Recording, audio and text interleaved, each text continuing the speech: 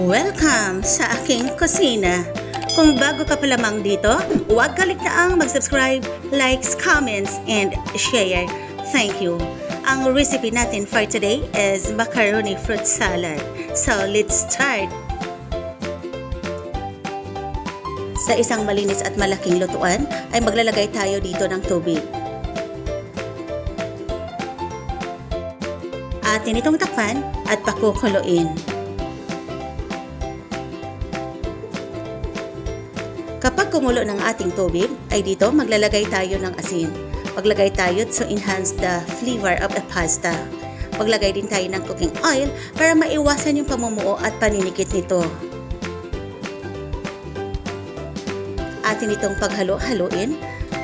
At kapag nahalo na natin ito, saka na natin ilalagay ang ating elbow macaroni pasta. Atin itong lulutuin according to package instructions or until the pasta become al dente. Kadalasan ay niluluto lang ito sa loob ng 10 minuto.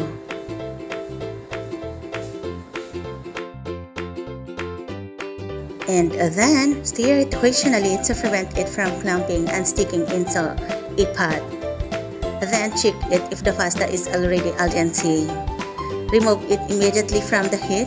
And then, huhugasan natin ito over running water to stop it from continuous cooking. Saka, i-drain natin ito ng mabuti bago natin ito gagamitin. Sa isang malinis na bowl, ating ilalagay ang ating pasta. Bago ilagay ang ating kaong, kailangang hinugasan muna ito and well drain po. Naka-drain din po ang ating fruit cocktail and also the nata de coco. Kailangang hugasan din natin ito and drain. Then, maglagay rin tayo ng raisin or pasas and sliced Eden cheese. At ilalagay na rin natin ang kalahati ng ating evaporated milk, mayonnaise,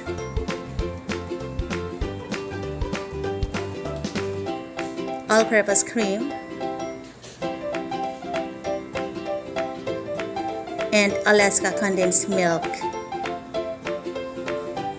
Atin itong paghalo-haloing mabuti until well combined po ang ating mga ingredients. Tikman nyo muna ito bago ibubuhos ang natira pang mga liquid ingredients.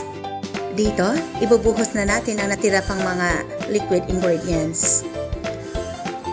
Dahan-dahan nating ilalagay ang ating condensed milk para maiwasan natin or ma-prevent natin na ma-oversweet ang ating salads.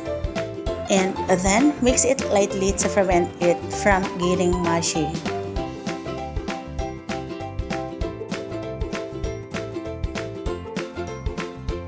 Dito, maglalagay na rin tayo ng grated cheese.